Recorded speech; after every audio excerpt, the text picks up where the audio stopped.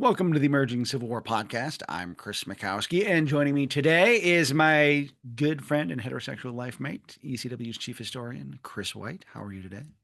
Hey, thank you for having me for this impromptu. I get on my computer. Hey, can you talk about Phil Sheridan talk? Well, of course, because I really have a tough time saying nice things about Phil Sheridan, so I'm on a quest today to see if I can find some people who have some positive things to say. And it's not like you have to be a Sheridan fanboy, but I'm not a Sheridan fanboy. But having recently spoken to Jonathan Noyalas about his new Sheridan biography, I'm trying to seek out a new appreciation for him. I think that Phil Sheridan is an acquired taste, and I like to say during my talks, I like to ask folks if they like Phil Sheridan or not, and if they say that they do, I usually ask what their parents had done to them as a child. See, and so like I'm not alone in having um wrestling with my feelings about this dude. No, I don't think anybody would be kind of question whenever it comes to Phil Sheridan. I mean, Phil really is an acquired taste. He's a West Point graduate, class of 1853. While he's at West Point, he attacks another one of his classmates, William Terrell, with a bayonet. Comes after him, gets basically suspended for a year. I want to say, and we're doing this off the cuff, so I'm doing this without notes. I want to say that Sheridan was tutored by Henry Slocum to get through West Point. It's one of the high prominent generals. So I think it's Slocum we have to thank or hate for getting Sheridan through the United States Military Academy at West Point. But he definitely had a horrible attitude whenever it comes to people he did not agree with. And he had an air of superiority. It's definitely a little man complex. He's only about 5'5", a brown, chunky little chap with his arms that reached all the way down to his ankles so that he did not have to stoop to scratch his ankles, is the way that Lincoln had said, to paraphrase what Lincoln said. But oh, and he also did not have enough neck to hang him. But he said 5'4" will do in a pinch. Again, doing that one off the top of my head. I think I got most of it right. That was But good. Yeah, yeah. if it Phil, he's a guy who is results driven, so I absolutely can respect that. Sheridan's always looking at the end game, and he doesn't care about how he gets to the end game, which is going to ruin careers of some people and raise up others during his career. Now, why is it that people are so ambivalent about him? Like they either love him or they hate him. You know that he triggers some pretty strong feelings. Well, I think it goes back to the inner army. The inner army, I mean, this is a guy who's an acquired taste whenever you're dealing with him. At West Point, he's attacking another cadet with a bayonet. He's obstinate. He's very difficult to work with. But at the same time, when you go to the other side of the coin, he's a guy who raised up people like Wesley Merritt, George Custer, Tom Devon, Horatio Wright. Um, and so you have this people who like him. Now, Sheridan, in his one of the many stories that could be apocryphal or could be true, because there's such a gray area with him. There's a story after Chickamauga that allegedly he's on a train with George Thomas. He's riding along. The conductor comes up to check their tickets, and the conductor recognizes George Thomas and says, "Oh, you're the hero of Chickamauga. You're the Rock of Chickamauga." And he doesn't recognize Phil Sheridan. And supposedly, in the middle of this conversation, Sheridan stops, stands up, punches the conductor in the face, and then throws him off of his own moving train, comes back and sits down and speaks with George Thomas. Again, the story could be apocryphal. I don't know anybody who knows the actual source of it, but almost every historian I've spoken to who knows Phil Sheridan knows that story.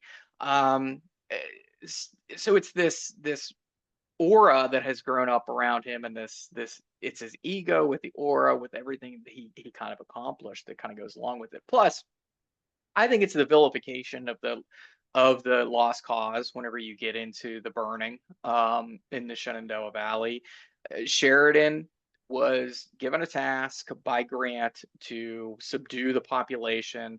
The avenue of advance and the avenue of invasion for the northern states was the Shenandoah Valley.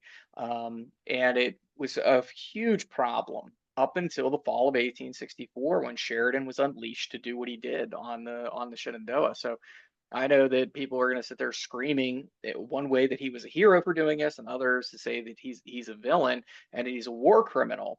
But in the long run, he helped to uh, cut out the Shenandoah Valley as a military avenue advance, as well as a place to get food and fodder for the Confederates. That's something people like to oversimplify with Grant, where it's just arithmetic with war. Well, no, it's a lot of basic things that McClellan and others were not doing to subdue the Southern Confederacy.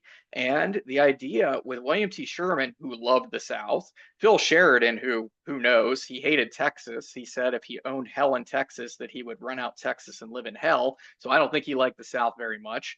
And then you had Grant, who just had a job to get done.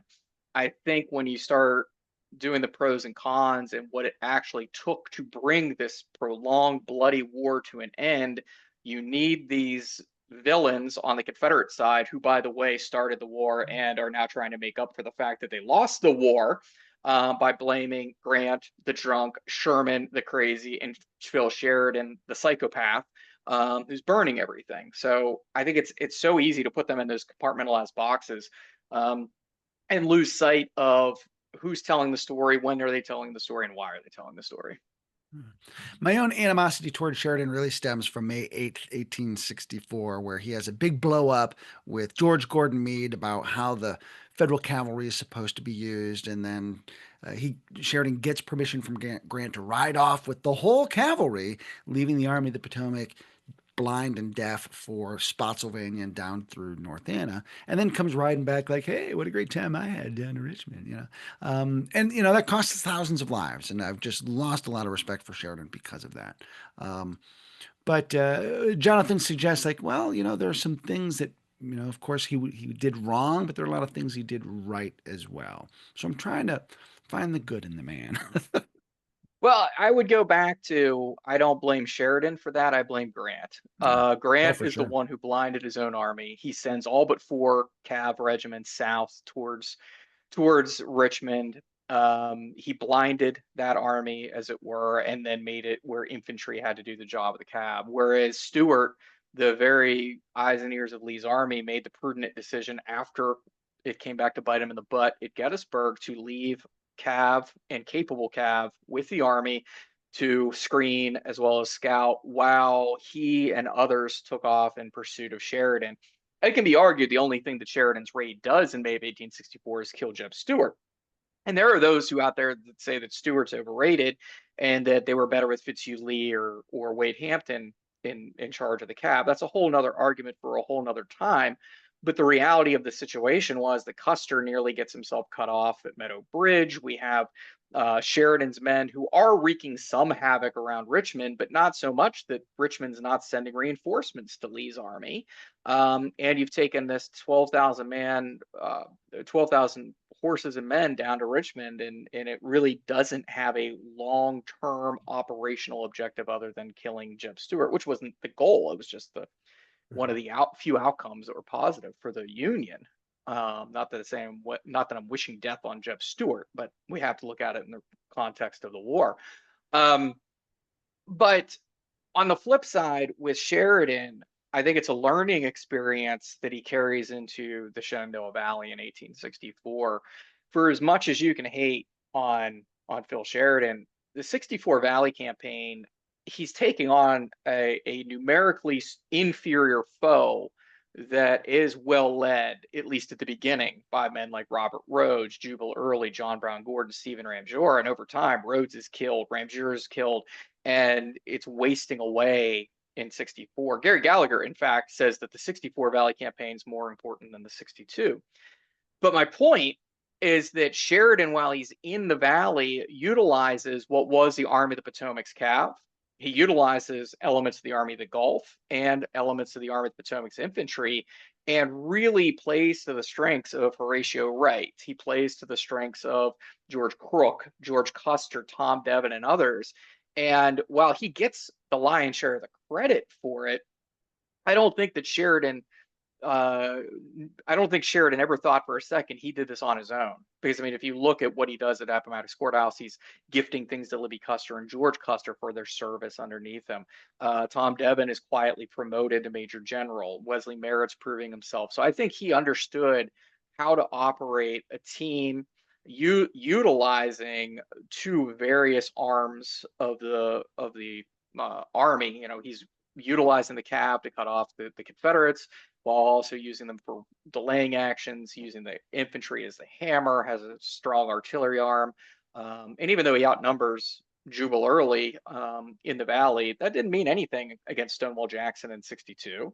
And Early comes close at many times to breaking Sheridan's army into pieces. So I think that that's where he should get his credit. Now, continuing, then you have Sheridan, who comes back to the Army of the Potomac, and we have this problem that has been created in March of 1865, that he's been an independent commander out in the Shenandoah. Now he's coming back to come underneath George Gordon Meade, who technically outranks him. And oh, by the way, the lion's share of the guys that Sheridan commanded were Meade's, and Meade was supposed to get that Valley Army before Sheridan actually got it. So now you have this friction within the higher ranks of the Army of the Potomac, or the Army itself. And then you unleash Sheridan with basically the nuclear launch codes against Gouverneur Warren at Five Forks. Again, good or bad, if you give this guy a task, he's going to try to everything to finish it. So when he's told at Five Forks, or the Five Forks campaign, that if Warren is not doing his job, that Sheridan can relieve the Fifth Army Corps commander, Gouverneur Kimball Warren, from command, he's going to use that piece of paper. He also knows that Grant doesn't like Warren. Warren is a very tough pill to swallow on his own. But Sheridan definitely goes out of his way to straight up screw Warren's career over. Warren could have been relieved of command on numerous occasions, but Five Right. Forks wasn't it. This was the wrong place at the wrong time, and Sheridan becomes the ultimate hostile witness in the 1880s, whenever they do have that final court of inquiry to exonerate Gouverneur Kimball Warren. So these are just some of the reasons you could love to hate him. He burns the Valley if you're a Confederate. He throws a conductor off a train, maybe. He, really goes after Gouverneur Kimball Warren. He tries to stab a guy who's killed at the Battle of Perryville later on, William Terrell. But on the flip side, he is really good at working at higher levels, the operational art of war.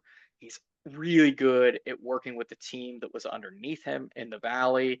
And he's a guy who has a bulldog tenacity that the Union really needed. There was no hint of McClellanism in this guy at all.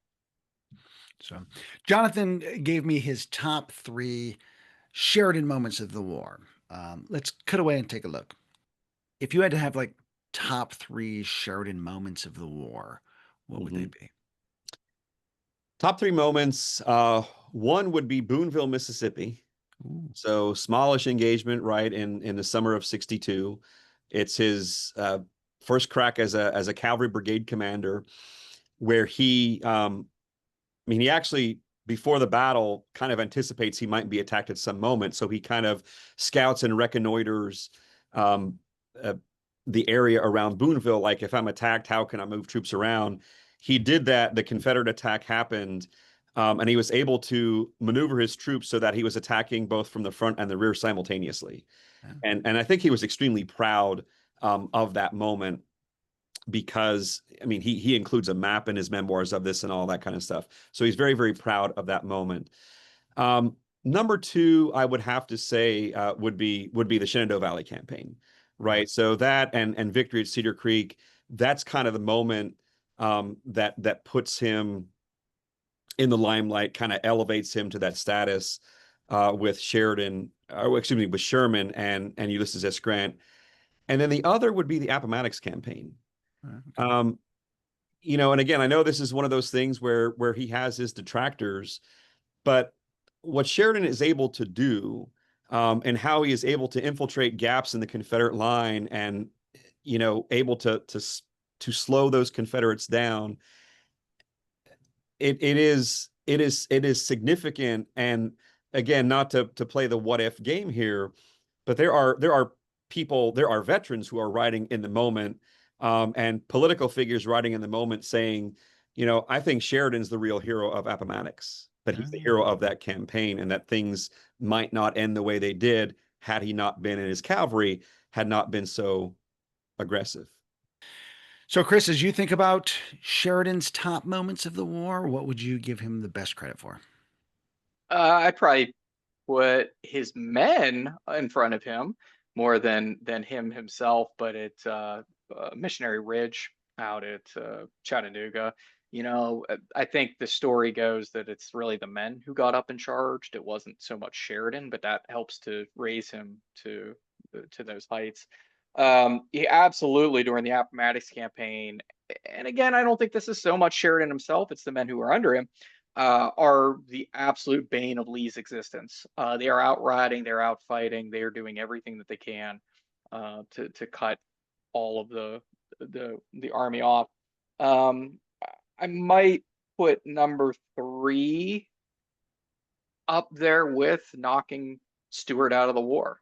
Um, you know, for good or bad, you can come down on the Fitzhugh Lee camp if you like him better, if you like Wade Hampton, but pound for pound, Jeb Stuart's the finest recon officer and probably the finest horseman in the Southern Confederacy. And he's probably top 3 of the entire war.